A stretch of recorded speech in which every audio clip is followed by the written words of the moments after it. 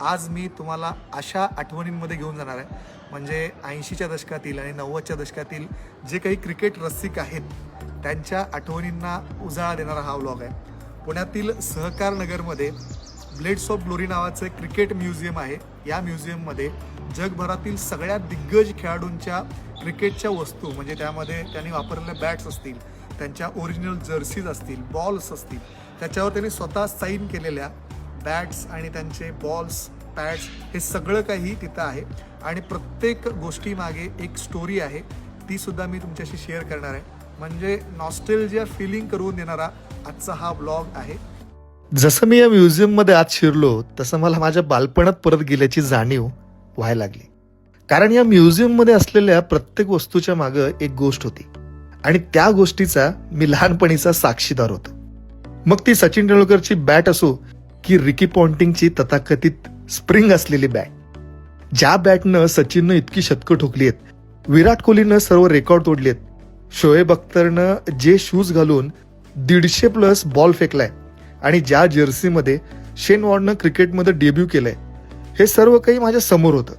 आणि ते पाहताना या वस्तूच्या मागे जणू काही ते खेळाडूच उभे आहेत असं सतत मला भास होत होता.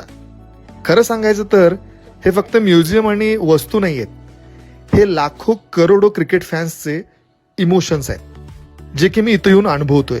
याचं विशेष कारण असं की जगभरातील बरेच दिग्गज क्रिकेटर्स इथं स्वतः येऊन भेट देऊन गेलेत. त्यामुळं हे म्युझियम आणखीनच स्पेशल आहे. इथे जी जर्सी दिसतीये ती खूप इंटरेस्टिंग जर्सी आहे. तर सचिन तेंडुलकर सर जे आहेत त्यांची 2011ची वर्ल्ड कप विनिंग जर्सी आहे.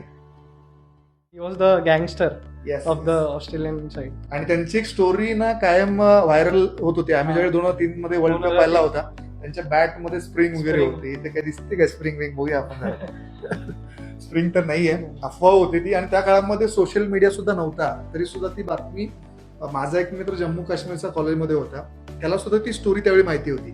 म्हणजे सोशल मीडिया नसताना सुद्धा ही अफवा पसरली होती की 2003च्या बॅटमध्ये रिकी पॉन्टिंगच्या फायनलमध्ये स्प्रिंग होती आणि त्याच्यामुळे त्यांनी एवढे रन्स काढले होते. तुला आठवते असलं हे काही किस्सा? हो, खूप वर्तमानपत्रावर पण आलं होतं, ते हा. खूप व्हायरल झालं होतं. आम्ही पण ऐकली ती स्टोरी. इथे शोएब अख्तरचा शूज आहे. शोएब अख्तर म्हटलं की शोएब अख्तरची तू बॉलिंगवर बघितली? शोएब अख्तरचे बघितले, म्हणजे Live? आय थिंक लाईव्ह बघितले नाही आम्ही, इंस्टाग्राम मध्ये वगैरे, युट्यूबचे. मॅच कधी खेळताना तू पाहिलं नाही त्याला? नाही कधी पाहिलं नाही तसं, कारण अच्छा, तू लहान असेल. लहान होतो आम्ही. शोएब अख्तर म्हणजे सगळ्यांना माहिती आहे, त्याचा हा शूज आहे रावळपिंडी एक्सप्रेस.